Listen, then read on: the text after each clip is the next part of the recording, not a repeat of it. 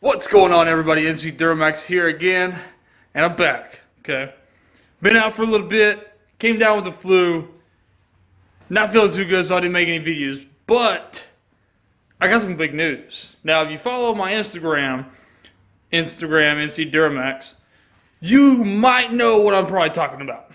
I got some big news. Okay, it's really not that big, but it's kind of a new thing. Okay, it's a new thing for me. I have got my hands on probably, in some areas, better than the Duramax on off-road. They're fun to drive. They're a blast. Yes, I'm talking about a vehicle. And I got it for next to nothing, okay? Next to nothing. There's only one downside of it. It's seized up. But check a little bit what we got. Yeah, buddy. I've already did a little bit of work with it. That is a 1997 Jeep Wrangler. It is four-wheel drive. Okay, that's one of the good things about it. One of the bad sides is it's automatic. I can live with it. It's cool, not a big deal. A good thing about it as well, it's going to be a great daily driver because it's got a 2.5 liter four-banger in there. All right. But that guy is currently seized up, and I'm working on it right now. As you see, I got a lot of stuff. I actually have the valve cover and the air intake side of it off already, the intake manifold. Okay, I've already got it all off. Overall, this is a pretty clean vehicle. It's been sitting outside. The guy said it's been sitting in his yard. Take a look at that guy. It's been sitting in his yard for almost 10 years. Okay. So he said he drove it every day for 10 years. He's got 187,000 miles on it. Not too bad. He kept it fully stock, so everything is OEM right now. Or not even OEM, it's stock. Everything is. Nothing was ever replaced on it. I got the alternator, I got the water pump, I got the thermostat housing, thermostat, all of that super caked up, man. It was bad. I wish I had took pictures of it, but I didn't. But some of the good stuff about this thing is they're super easy to work on. It's a little four-banger, man. I can do everything into the chassis. I can rebuild that engine inside that chassis. And that's what we're going to take a whack at, okay? When I first got it, I did my checks over it. Pull the spark plugs. Well, I checked the battery first. The battery was dead. It's shot. I even tried testing it myself, and it's dead completely. My charger told me already. Second, I put power to it using one of the Duramax's battery. Put power to it. Everything turned on perfectly fine. All the lights worked. Engine tried to kick over. It didn't turn though, so the starter was just clicking.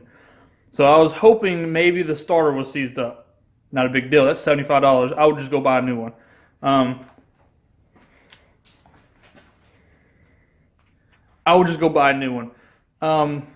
Then I started looking at it a little closer. There's a few parts on here I'm going to have to replace. So once I made sure that the engine had power, tried turning it over, it just did the clicks. So I was a little bummed out about that. Tapped the starter a couple times. It was kicking the gear up, but it wasn't turning the engine. So that's when I found out that the starter is good. The engine was locked up.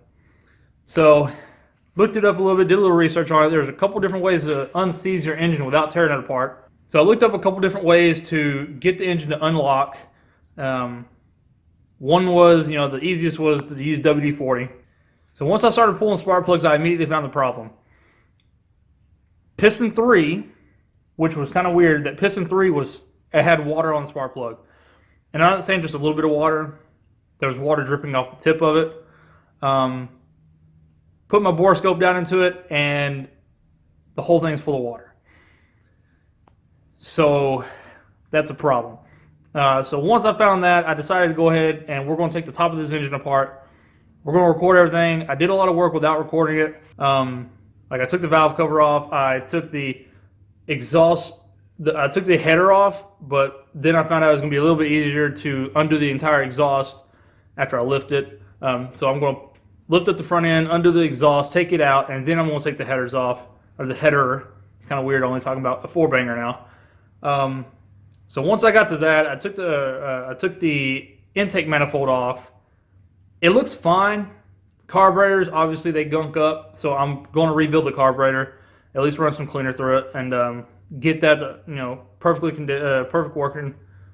But the water pump, the thermostat housing, I'm going to replace it all. It's pretty bad. We'll look at it right quick.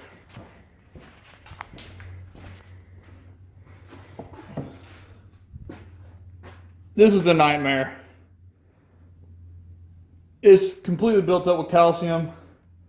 Can't really see down into it too well, but it's just completely blocked. There's also a lot of rust in it, so the heater core is going to have to get changed out as well.